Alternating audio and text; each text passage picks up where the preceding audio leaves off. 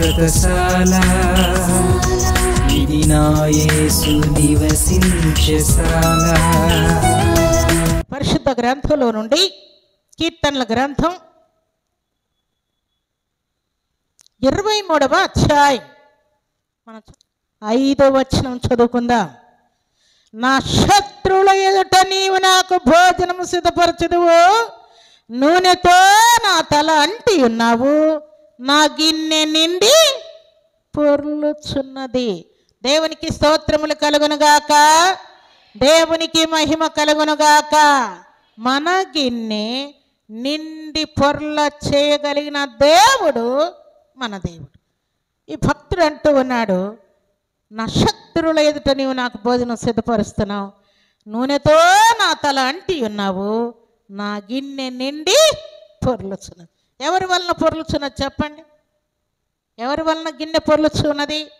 అది ఆత్మ సంబంధమైనటువంటి గిన్నె, ప్రార్థనతో కూడినటువంటి గిన్నె, విశ్వాసముతో కూడినటువంటి గిన్నె, దేవునికి అర్పణించేటువంటి గిన్నె, దేవుని ఎదుట సాక్ష్యం పలికే గిన్నె, దేవుని కొరకు బలమైనటువంటి కష్టాలు శ్రమలు ఓర్చుకునేటువంటి గిన్నె, దేవుని పరిచర్య చేయాలనేటువంటి గిన్నె, పాడాలనేటువంటి గిన్నె, ఇవన్నీ కూడా ఏం చేయబడుతున్నాయంట?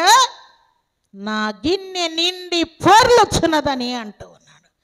దేవుడు నీ గిన్నె నిండి పొర్లియాలని దేవుడు ఆశపడుతూ ఉన్నాడు. నువ్వేమో ఇంకా చిన్న పిల్లవలే, చిన్న పిల్లవాని వలె నువ్వు పరుగులెత్తుతూ ఉన్నావు. నీ గిన్నె దేవుడు నిండించి పొర్లించాలని దేవుడు ఆశపడుతూ ఉన్నాడు. ప్రభు సన్నిధిలో చేరినటువంటి ప్రభు బిడ్డలమైన మనం దేవుని కంటే దేనిని ఎక్కువగా మనం ఎంచకూడదు ప్రియులారా.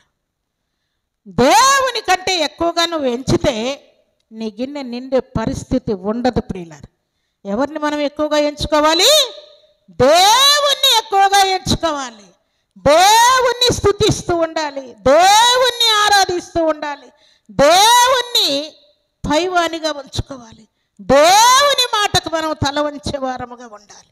అప్పుడు దేవుణ్ణి నువ్వు గొప్పగా ఎంచుకుంటే నీ జాబు నీ దృష్టిలో అది తక్కువే. అలాగే నీ భర్త నీకు తక్కువే, నీ భార్య నీకు తక్కువే, నీ కుమారుడు నీకు తక్కువే, నీ కుమార్తె నీకు తక్కువే, వెండి బంగారాలు తక్కువే, నీ ఇల్లు పొలాలు తక్కువే. ఎందుకంటే మిక్కుటమైనటువంటి దేవుని ప్రేమ ముందు ఇవన్నీ తక్కువే. అప్పుడే నీ గిన్నె నిండి పొర్లునట్లుగా దేవుడు ఆయన కృపను సమృద్ధిగా అనుగ్రహిస్తాడు.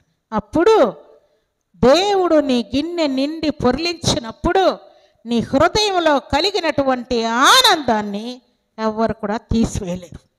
ఎందుకంటే దేవుడిచ్చేటువంటి ఆనందాన్ని నీ శత్రువులు కూడా దాన్ని తీసివేయలేరు ప్రియులారా. దేవుడిచ్చేటువంటి ఆదరణ అలాంటిది. నీ సమస్యలన్నిటికీ పరిష్కారమే దేవుడు. అందుకే నువ్వు ఎందుకు తిప్పలు పడతావు నాయనా? నా కుమారుడా, నా కుమారి, నీ గిన్నె నిండి పొర్లి పారునట్లుగా నా ఆశీర్వాదాలు నీకు ఇవ్వాలని, నిన్ను అలాగూ వర్ధిల్ల చేయాలని నేను కోరుకుంటూ ఉంటే నువ్వెందుకు ప్రయాసపడుతూ ఉన్నావు? నాకు దూరంగా ఉండి నువ్వేమీ సాధించలేవు. నా మాట ప్రకారం ఉండడానికి తలవంచు, నా ఆశీర్వాదాన్ని అనుభవించు. నీ గిన్నె నిండి పొర్లుచున్నది, నీ గిన్నె నిండి పొర్లుచున్నదన్న సంగతి కూడా నీకు అర్థం కావట్లేదు అంటున్నాడు దేవుడు. దేవుని సన్నిధిలో చేరినటువంటి దేవుని బిడ్డలమైన మన జీవితాల్లో దేవుడు అంత సమృద్ధిగా మనల్ని ఆశీర్వదించాలని దేవుడు కోరుకుంటున్నాడు.